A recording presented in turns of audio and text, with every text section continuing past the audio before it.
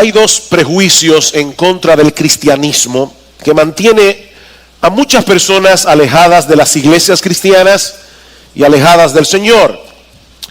Por un lado están aquellas personas que ven la iglesia como una especie de country-club para gente buena y decente, en el que ellos obviamente no encajan. Estas personas están conscientes de que en el mundo de la gente que tiene un alto estándar moral, ellos se encuentran al otro lado de la verja. Y como presuponen que las iglesias están llenas de ese tipo de personas, es obvio que ellos no tienen nada que buscar allí. Ahora, lo que a mí me sorprende y mucho es que del otro lado también hay personas y muchas personas que tienen un prejuicio exactamente opuesto. Ellos creen que los únicos que necesitan el evangelio son los que han tenido una vida abiertamente pecaminosa y problemática. Y como ellos tampoco se ven a sí mismos dentro de ese grupo, también se mantienen alejados de la iglesia. Así que de un lado de la verja están aquellos que se abstienen de venir a la iglesia porque presuponen que las iglesias están llenas de personas buenas y decentes. Mientras que del otro lado de la verja están las personas buenas y decentes que tampoco vienen a la iglesia porque presuponen que ellos no necesitan el evangelio. El evangelio es para los drogadictos, para los alcohólicos, para las prostitutas, para los ladrones, para los políticos corruptos, pero no para ellos. En el pasaje que vamos a estudiar en la mañana de hoy, en el capítulo 2 del Evangelio de Marcos, y yo les pido por favor que vayan allí, Marcos capítulo 2, versículos 13 al 17, nosotros vemos claramente que estos dos grupos, a uno y al otro lado de la verja, están completamente equivocados. Marcos capítulo 2, versículo 13. Después volvió a salir al mar y toda la gente venía a él y les enseñaba. Y al pasar vio a Leví, hijo de Alfeo, sentado al banco de los tributos públicos y le dijo: sígueme. Y levantándose le siguió. Vamos a detenernos por un momento allí. Acaba de ocurrir la sanidad del paralítico que estudiamos la semana pasada. Jesús se dirige nuevamente al mar de Galilea y continúa enseñando la palabra de Dios a toda esa multitud que se ha congregado a su alrededor. Es obvio, mis hermanos, que Jesús no vino al mundo primariamente como un sanador de enfermedades. Él vino al mundo primariamente como un predicador. Ese era su oficio. Estando en eso, Marcos nos dice que Jesús vio a Leví, el hijo de Alfeo, sentado al banco de los tributos públicos y lo llamó para que lo siguiera. Por el Evangelio de Mateo, nosotros sabemos que este Leví no era otro que el mismo Mateo, el autor del primer evangelio que encontramos en el Nuevo Testamento. En la lista de los apóstoles que aparece precisamente en Mateo capítulo 10, versículos 1 al 4, Mateo es el único que se refiere a sí mismo como Mateo el publicano o el cobrador de impuestos. Ahora, ¿quiénes eran los publicanos? Los publicanos eran judíos que trabajaban para el Imperio Romano cobrando impuestos a los de su propia nación. Los judíos en Palestina en el primer siglo pagaban muchos impuestos, por lo que estos individuos, los cobradores de impuestos, eran considerados como unos traidores por la nación de Israel. Eran judíos que estaban cobrando impuestos a sus hermanos de raza para el romano opresor. Pero no solamente eran considerados como traidores, sino también como abusadores, porque los publicanos tenían la mala costumbre, muy extraña para nosotros en el día de hoy y sobre todo aquí en República Dominicana, de cobrar más de lo debido y de extorsionar a los contribuyentes. Aparte de eso, también eran considerados religiosamente impuros, porque obviamente en el desempeño de su trabajo, los publicanos tenían que rozarse mucho con personas gentiles. De hecho, los publicanos no podían participar de las ceremonias religiosas en el templo como cualquier israelita normal. En un escrito judío que era que tenían los judíos en muy alta estima, llamado la Mishnah, se colocaba a los publicanos al lado de los ladrones y de los homicidas. Estos individuos, tan pronto aceptaban el cargo de publicanos, eran expulsados de las sinagogas. Y era tal el menosprecio que se les tenía, que un judío podía mentirle a un publicano y quedar impune. O sea, no era pecaminoso mentirle a un publicano.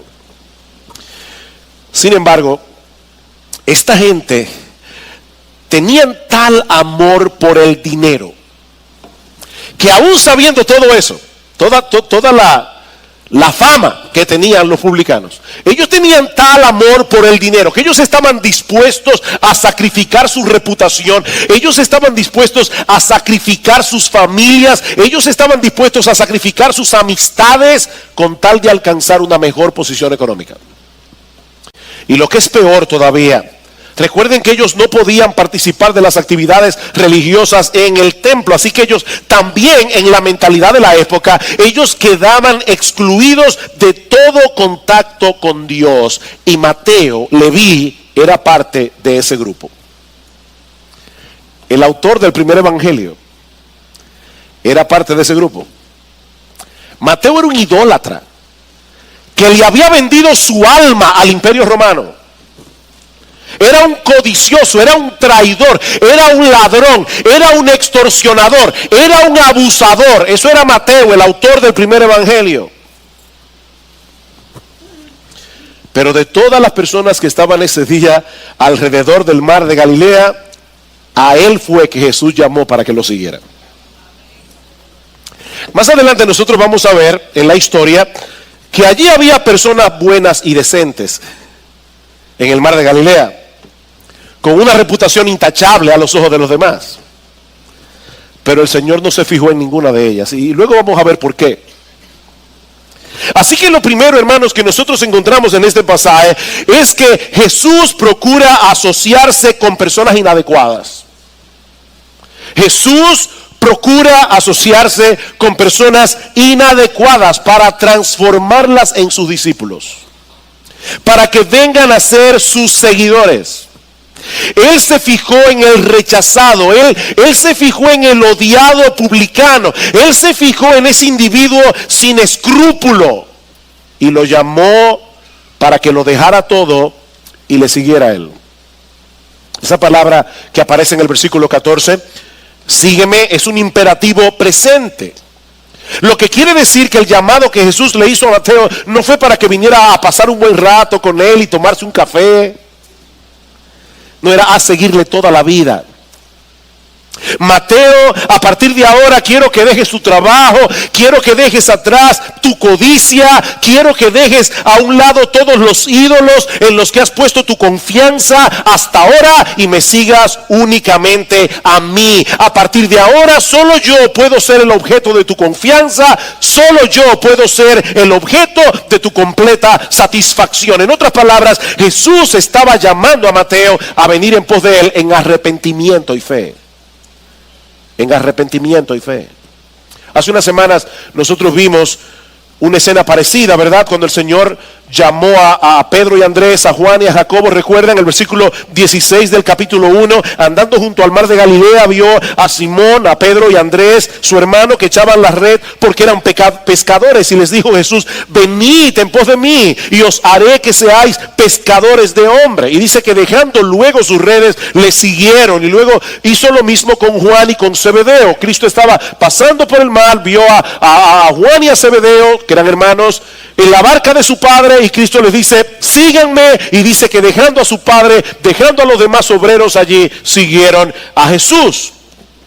Así que todos estos hombres pasaron por una experiencia similar. Jesús los llamó y de inmediato lo dejaron todo para seguirle. Y lo mismo ocurrió con Mateo. En el Evangelio de Lucas, en el texto paralelo, dice que cuando Jesús vio a Mateo sentado al banco de los tributos públicos y le dijo: sígueme, dejándolo todo, se levantó y le siguió.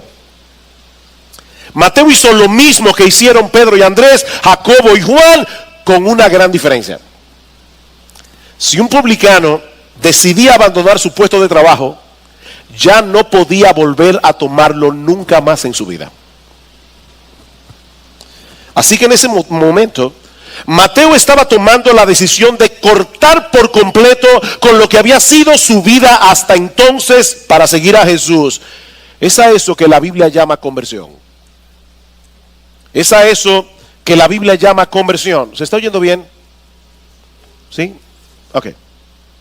Se trata de un cambio radical en nuestra perspectiva de vida que viene como fruto de un cambio de corazón. Cuando Jesús llamó a Mateo, él entendió que era 1000 veces mejor seguir a Jesús que continuar aumentando su cuenta bancaria. En otras palabras, Mateo, por el llamado de Cristo, dejó de ser un idólatra. Por primera vez en su vida, Mateo había encontrado algo que era a sus ojos infinitamente superior a todo lo que él había atesorado hasta ese momento. Durante mucho tiempo el dinero había sido todo para él. Las riquezas estaban por encima de sus amistades, estaban por encima de su reputación, aún estaba por encima de Dios mismo, hasta que se encontró con Jesús y recibió su llamado. Sígueme a mí. Sígueme a mí. Es obvio que Mateo seguramente había escuchado algo de lo que Jesús predicaba, lo suficiente como para entender la buena noticia del evangelio, de que él podía ser perdonado y aceptado en la presencia de Dios, no sobre la base de sus méritos personales, porque evidentemente él no tenía ningún mérito personal, sino únicamente por la bendita gracia y la misericordia de Dios. Recuerden cuál era la predicación de Jesús. Marcos capítulo 1 versículo 14. Después que Juan fue encarcelado, Jesús vino a Galilea predicando el evangelio del reino de Dios, diciendo: el tiempo se ha cumplido, el reino de Dios se ha acercado, arrepentíos y creed en el evangelio. Qué irónico, ¿verdad? Antes Mateo no podía participar de las ceremonias religiosas del templo, y ahora estaba siendo invitado por Dios mismo a ser parte de su reino, con el único requisito de venir a Cristo en arrepentimiento y fe. Mateo, yo quiero que dejes atrás ese pequeño reino que has estado construyendo para ti y vengas a ser parte del reino de Dios siguiéndome a mí. Ese fue el llamado. Deja tu reino, Mateo. Deja tu reino y sígueme a mí. Ven a ser parte del reino de Dios siguiéndome a mí. Yo me pregunto si Mateo se habrá enterado de lo que había sucedido unos minutos antes en la casa del paralítico. No olviden que esta escena está una detrás de la otra. Fue el mismo día cuando el Señor le otorgó a ese hombre únicamente por la fe el perdón de todos sus pecados. No lo sabemos, pero de alguna manera él entendió que esa era la oferta del evangelio. Y por encima de todo, él entendió el significado de una parábola que curiosamente solo se encuentra en el evangelio de Mateo. En Mateo capítulo 13 versículo 44. Una parábola donde Jesús compara el reino de Dios con un tesoro escondido en un campo. Y dice: el cual un hombre halla y lo esconde de nuevo, y gozoso va y vende todo lo que tiene y compra ese campo. Eso fue lo que le ocurrió a Mateo. Él encontró ese tesoro. Él encontró ese tesoro y estuvo dispuesto a venderlo todo para comprar ese campo. Lo poco que él había podido conocer del Señor Jesucristo fue suficiente para eclipsar todas las cosas de este mundo que antes llamaban su atención. Mateo, sígueme. Él no le pidió tiempo para pensarlo. Él no le dijo: déjame hablar con mi esposa a ver lo que ella piensa de esto. No, él recibió el llamado y de inmediato lo dejó todo para seguir a Jesús. Ahora piensen en esto, hermanos.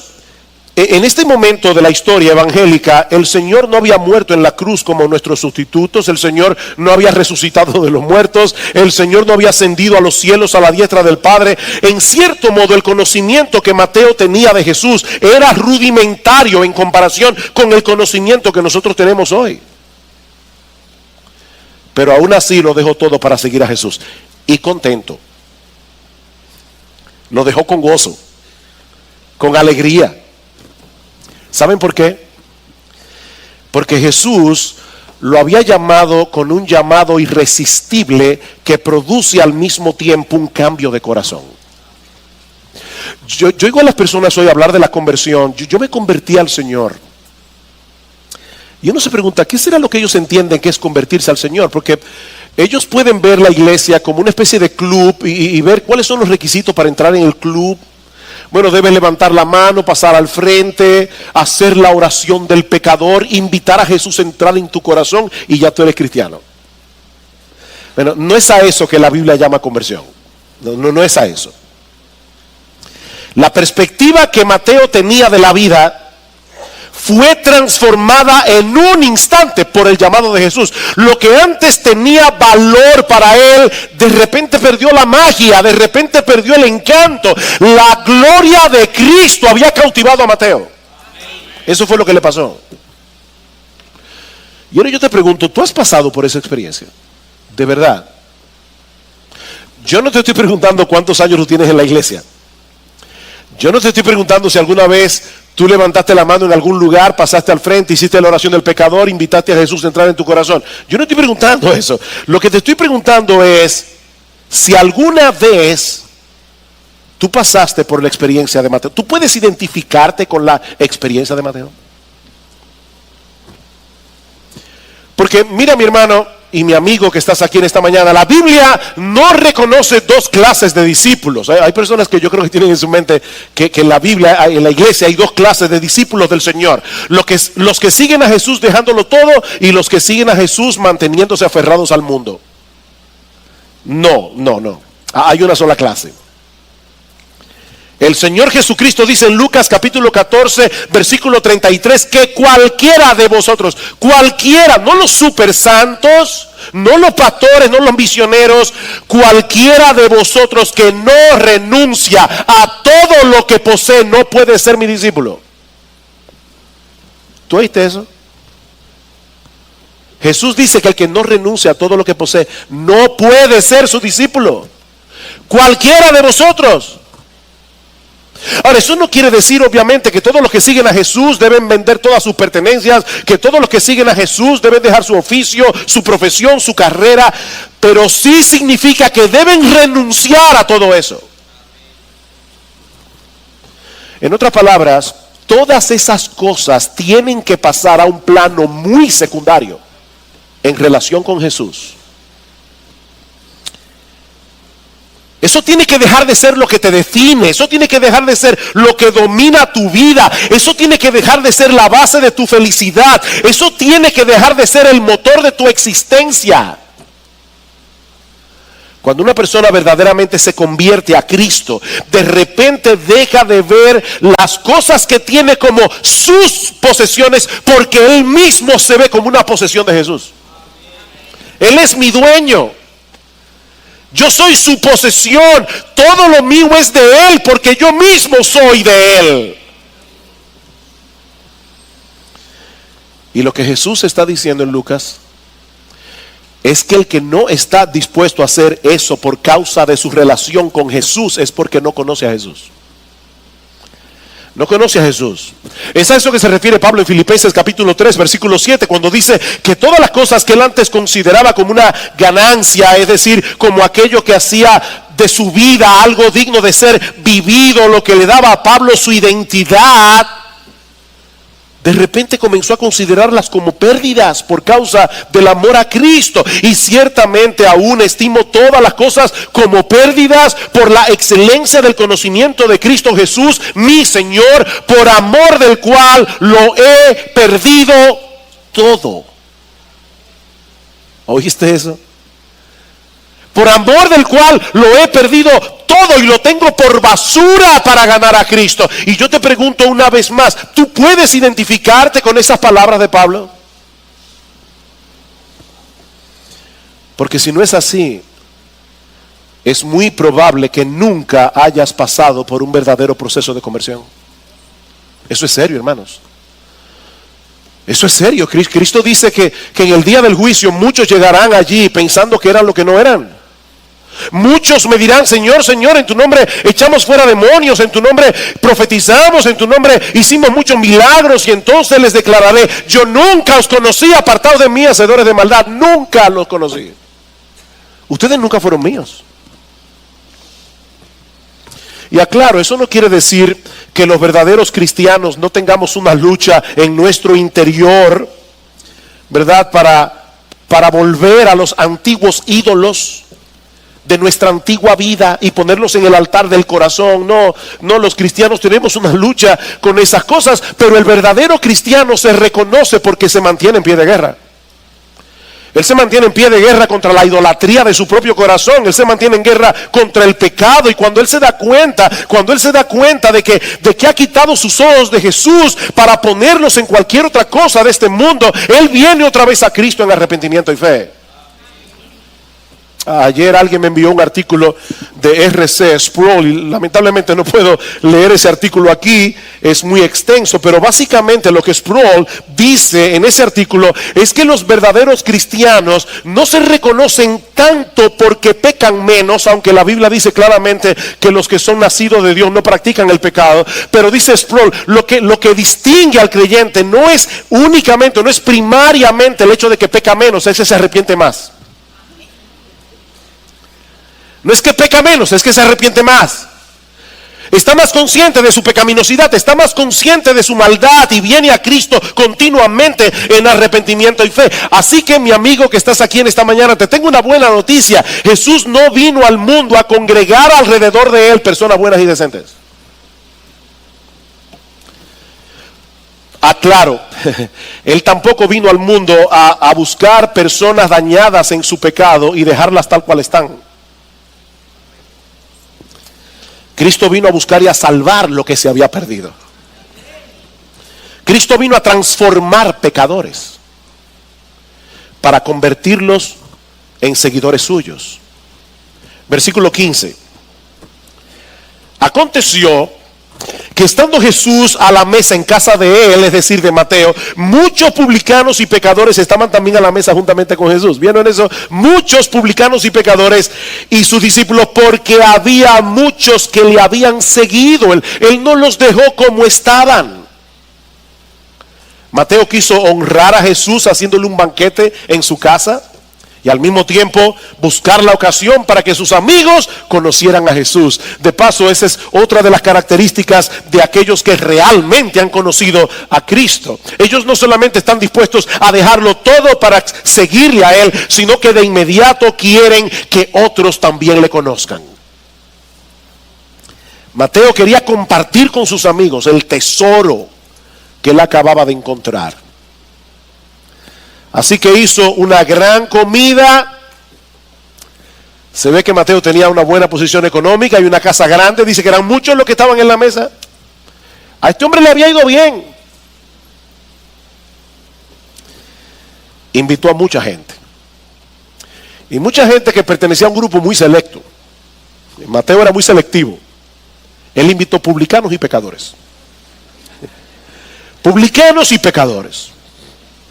Ese término pecadores que se usa aquí es el que se usaba en aquellos días para señalar a las personas que tenían una moral cuestionable, o todos aquellos que no seguían al pie de la letra todas las regulaciones que los fariseos habían impuesto a la ley de Moisés.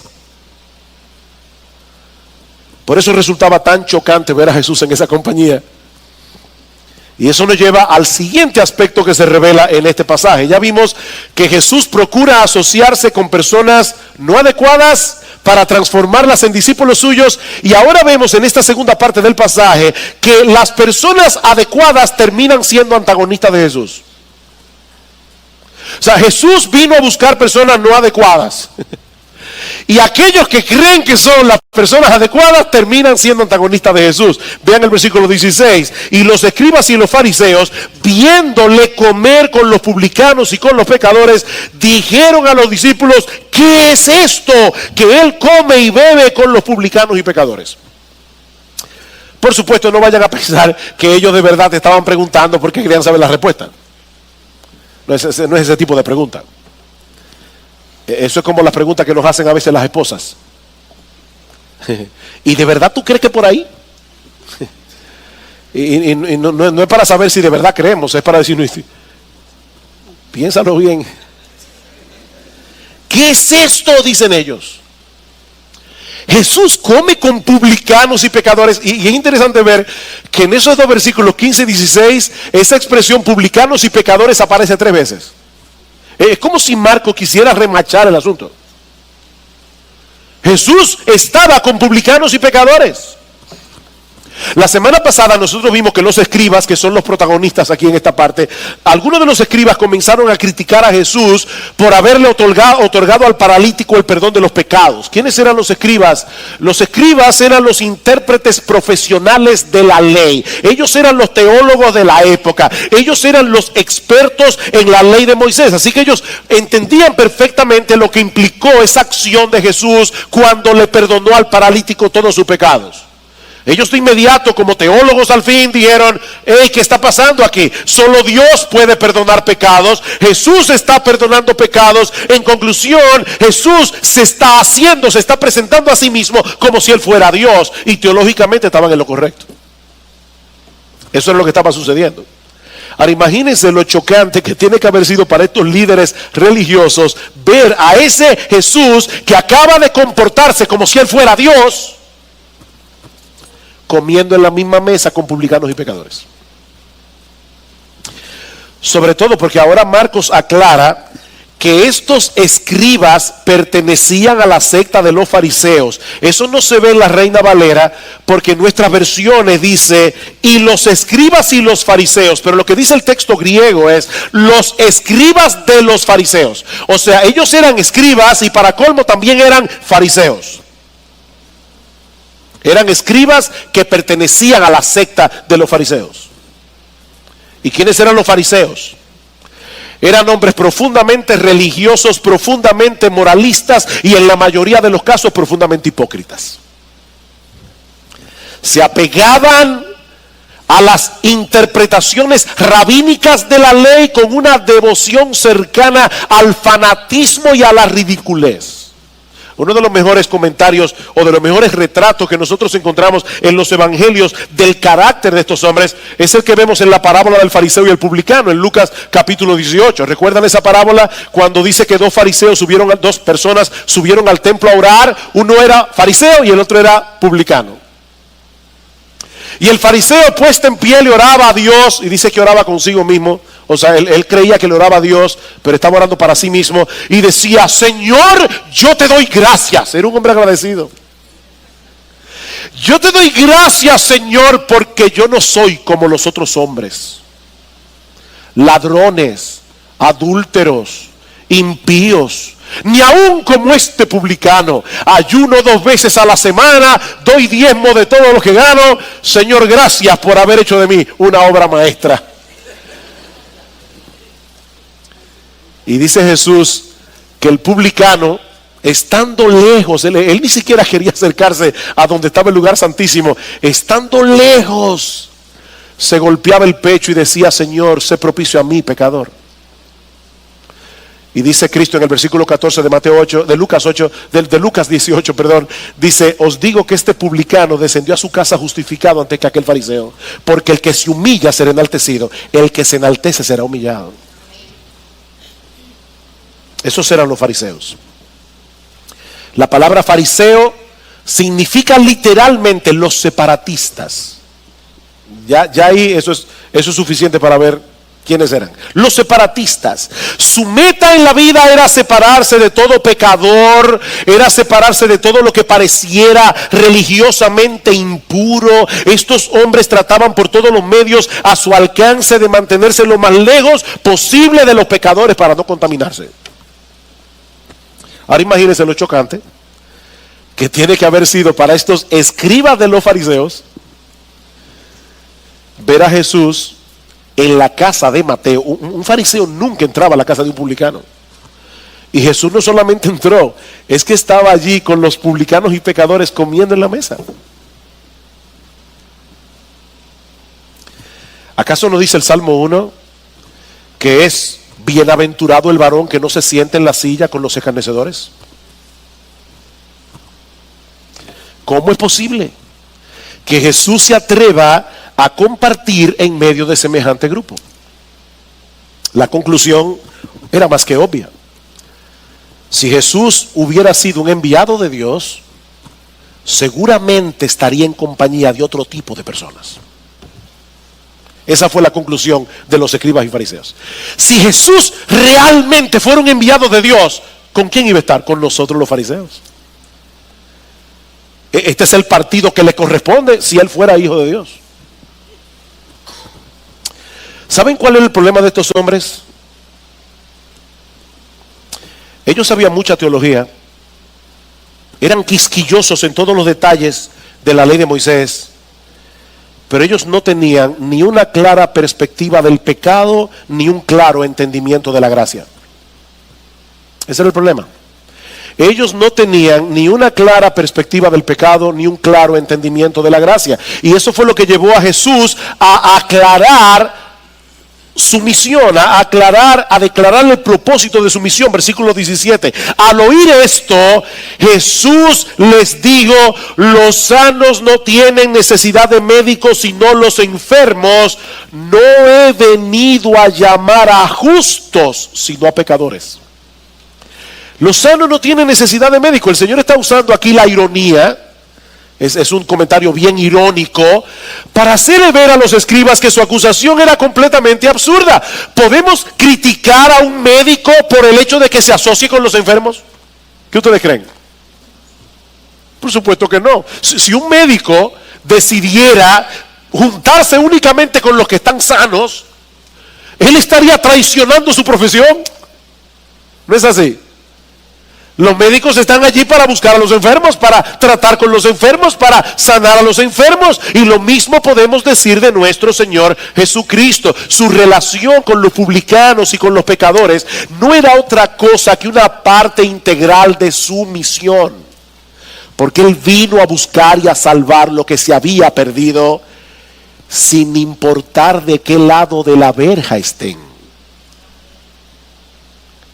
Él vino a buscar y a salvar lo que se había perdido. El problema de los fariseos y de los escribas no es que eran tan buenos que ellos no necesitaban el evangelio. No, el problema de esta gente es que ellos no podían darse cuenta de la terrible condición en que se encontraban delante de Dios, a pesar de toda su decencia, a pesar de toda su religiosidad.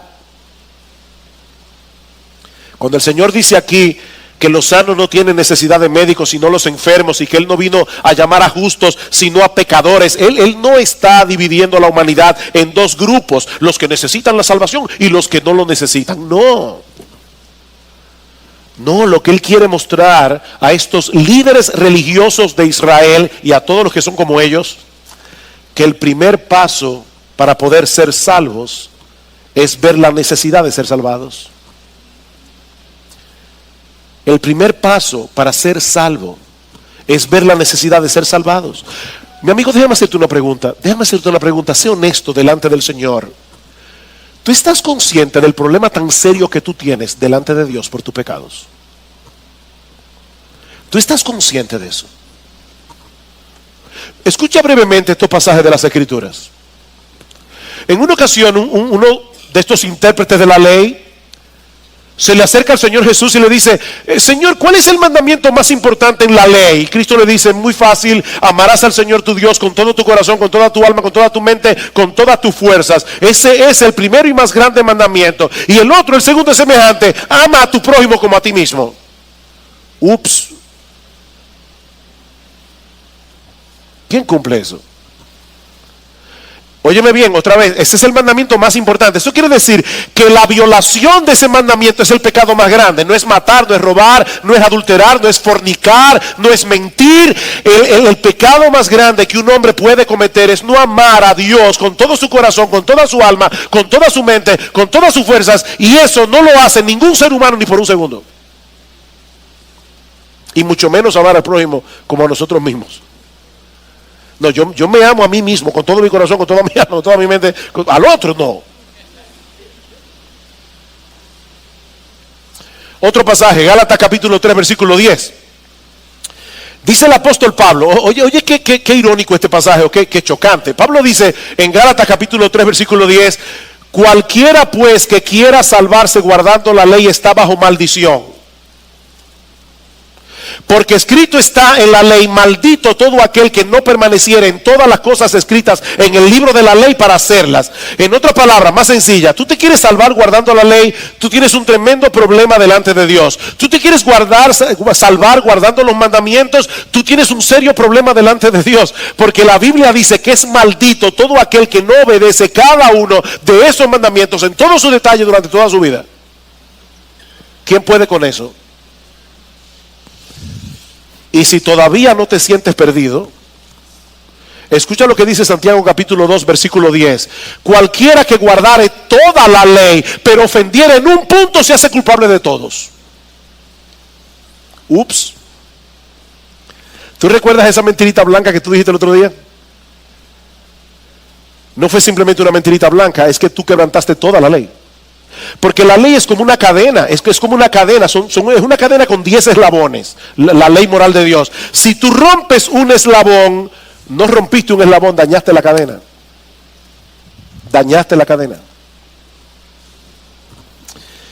Así que lo que Jesús está diciendo en Marcos capítulo 2 versículo 17 no es que hay personas en el mundo que son tan malas que necesitan el perdón de Dios y otras que son tan buenas que no lo necesitan.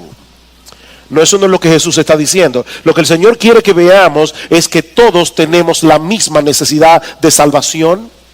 Pero hay muchos que esconden esa necesidad bajo un manto de decencia y de religiosidad.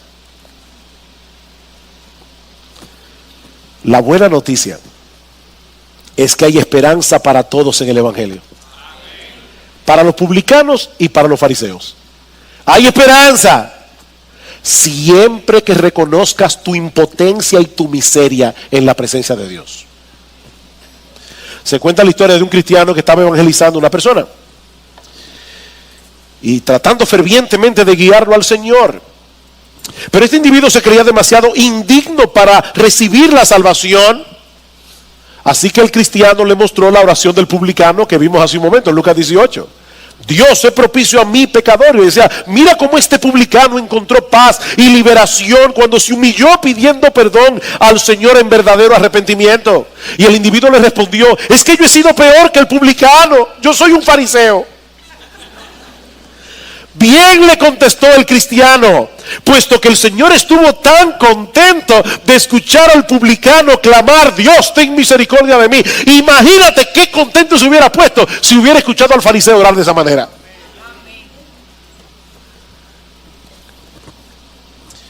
Mira, mi amigo, yo no sé de qué lado de la verja tú estás. Si del lado de los morales y decentes o del lado de los inmorales e indecentes. Yo no sé cuál es el lado de la verja en que tú te pones. Pero tú necesitas urgentemente arreglar tus cuentas en el tribunal de Dios. Tú necesitas urgentemente arreglar tus cuentas en el tribunal de Dios. Y repito, la buena noticia es que Cristo vino al mundo a salvar todo tipo de pecadores. Yo recuerdo cuando nuestra hija mayor se bautizó, uno de los pecados que ella confesó, que Dios le dio convicción de pecado, es que ella era una farisea. Y se dio cuenta que ella era una farisea. Se portaba muy bien, era bien portada, pero era pecadora. Y el Señor se lo hizo ver y la salvó. ¿Eres tú un fariseo? Hay esperanza para ti. Hay esperanza para ti. Cristo vino al mundo a salvar fariseos. De hecho, yo me pregunto, ¿por qué el Señor en el versículo 17 declara cuál era su misión? Yo creo que era para estimular a los fariseos. Porque él pudo haber dicho, yo ni le voy a responder esa pregunta. Ese comentario no vale ni la pena responderlo. Cuando él se entera de que los fariseos lo estaban criticando con los discípulos, Cristo pudo haber dicho, a mí no me importa que me critiquen. Pero Cristo quiere que los fariseos escuchen esto. Yo no he venido a llamar a justos, sino a pecadores. Los sanos no tienen necesidad de médico, sino los enfermos. Y ustedes, fariseos, están enfermos. Están enfermos, ustedes necesitan salvación. La buena noticia es que hay salvación para ustedes, si vienen a mí en arrepentimiento y fe. Ahora, yo no quisiera concluir este mensaje sin traer también unas palabras de aplicación para todos los creyentes que se congregan en esta iglesia. Es evidente, hermanos, que nosotros tenemos mucho que aprender en este pasaje acerca de la misión y del ejemplo de nuestro Señor Jesucristo. Él no se quedó en su casa esperando que las personas en necesidad vinieran a Él. No, Él salió a buscarlos. Él salió a mostrarles compasión y a predicarles la palabra. La asociación de Cristo con los pecadores tenía un objetivo claro. Y no era dejarse arrastrar por ellos a la impiedad en la que ellos vivían, era rescatarlos de su vana manera de vivir.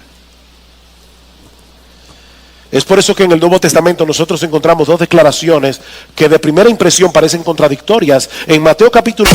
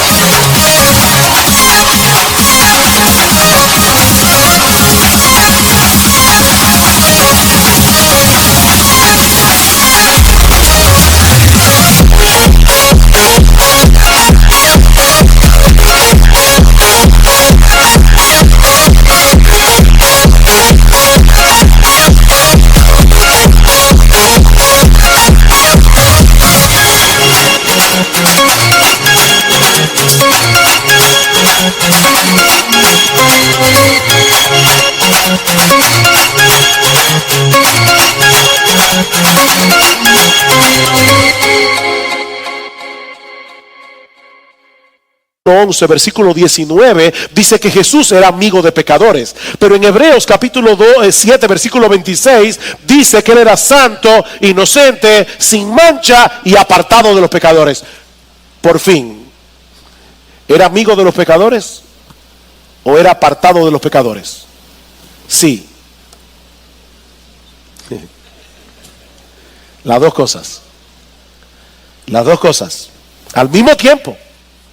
De hecho, hubiera sido imposible para Jesús ser amigo de pecadores, de haberse enredado en el pecado de los pecadores. Hubiera sido imposible para Él. Pero la única forma de cumplir su misión era acercándose a los pecadores, era predicándoles la palabra, era mostrándoles misericordia y compasión. Hermanos, ¿ustedes se imaginan al Dios encarnado? A ese Dios que los serafines alaban en Isaías capítulo 6, se cubren el rostro porque no pueden mirar la santidad de Dios y le alaban diciendo: Santo, Santo, Santo Jehová de los ejércitos, toda la tierra está llena de tu gloria. ¿Ustedes se imaginan a ese Dios todopoderoso hecho hombre, sentado en la casa de Mateo, en una mesa llena de gente inmoral? Y por favor, no se imaginen a Jesús como una cara de... ¿Ustedes han visto el busto de Beethoven? Beethoven era muy amargado. No se imaginen a Jesús con una cara de...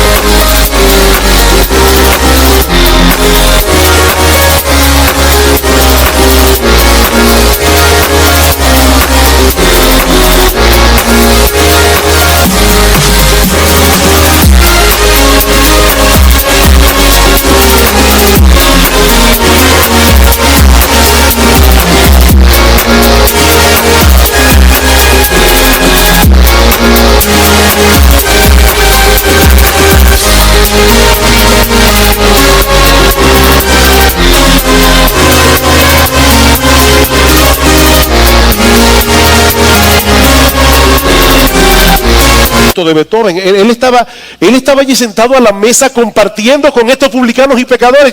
De verdad, yo me imagino a Jesús echándole el brazo a estos publicanos y pecadores. Yo tengo algo que tú necesitas y yo vine a dártelo. Por eso estoy aquí. Y me lo imagino con una sonrisa en el rostro. Me imagino haciéndolos sentir bienvenidos. Oh, mis hermanos de IBCJ, mis hermanos, nosotros también tenemos una misión que cumplir. Cristo dice, así como yo fui enviado, yo los envío al mundo. Nosotros tenemos una misión que cumplir, llevar el mensaje de salvación a los publicanos y fariseos de este mundo, confiando en que Dios sigue obrando con poder por medio de la predicación del evangelio. Pero eso no será posible si nosotros asumimos la postura que muchos cristianos evangélicos asumen de yo soy más santo que tú.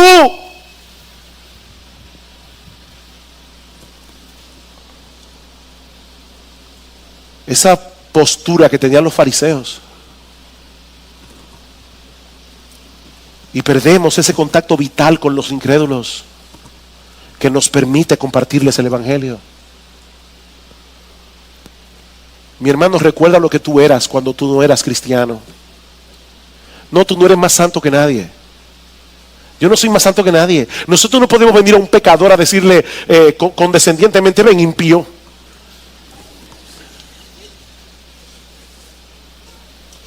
No muy cerca.